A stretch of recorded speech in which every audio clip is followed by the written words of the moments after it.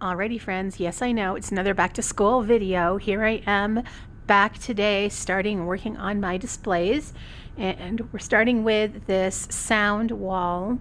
Our district instituted a very well-known program that is intensive phonics, but it started for these kids in third grade, and so they still need a lot of phonics work. So even though I'm a fourth grade teacher, I feel like that I need to sort of up that game, especially when it comes to spelling.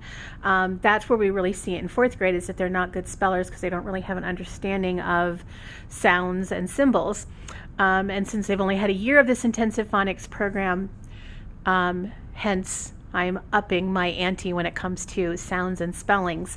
Hopefully, as kids move through this phonics program, they will come to us in fourth grade better, more accurate, so that we can work on comprehension.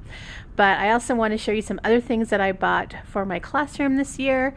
So over here on my desk, I've got an air purifier. And then over here, I've got, that's my manual for the air purifier. I bought this at a craft fair. It's a little maze. I use this in my calming corner for students. There's a marble in there. I got the game Mousetrap, which is fantastic for teaching energy transfer, which is one of the standards that I teach.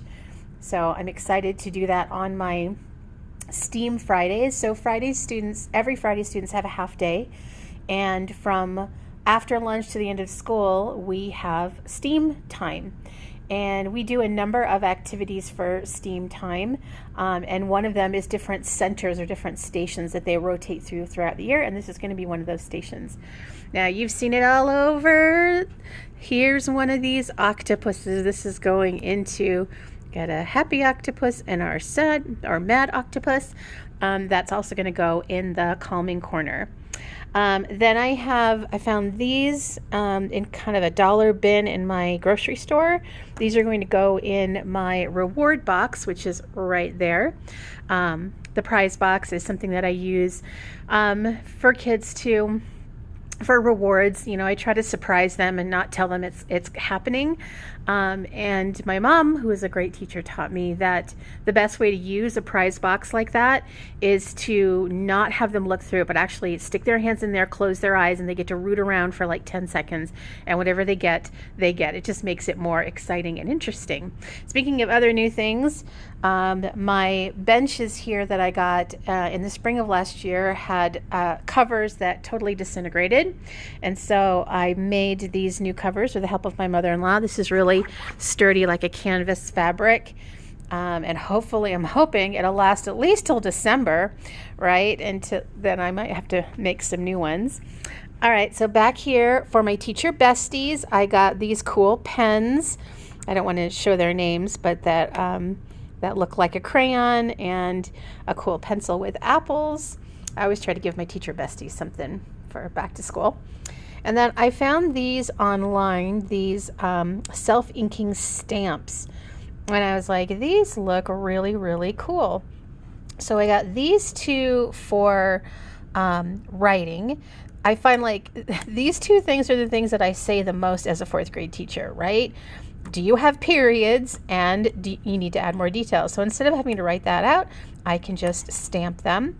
And then these two I got for math.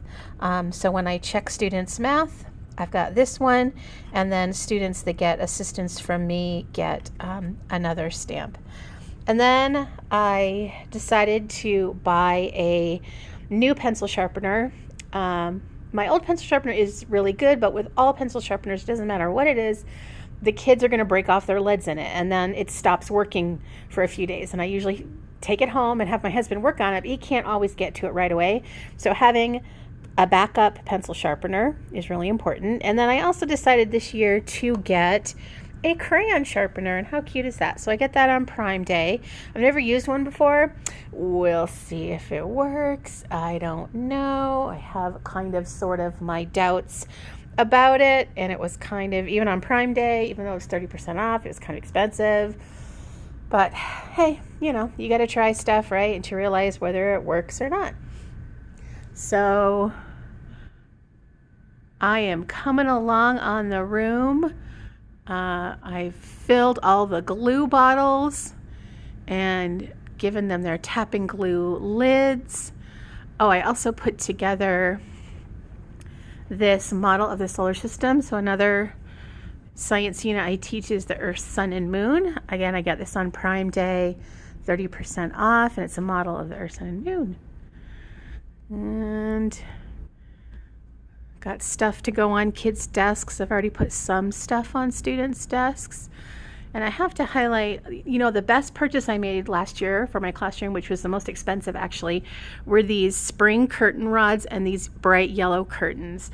They made my room so much cooler during the hot afternoons, and they are bright and colorful, so the kids don't feel like they're in a dungeon.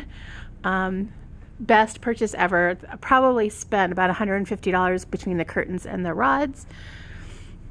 And then over here, this is all of our stuff for our STEM/STEAM Fridays. So we have, artistic things like spirograph, we have building sets, we have snap circuits, we have chain reaction with Legos, lots of Legos.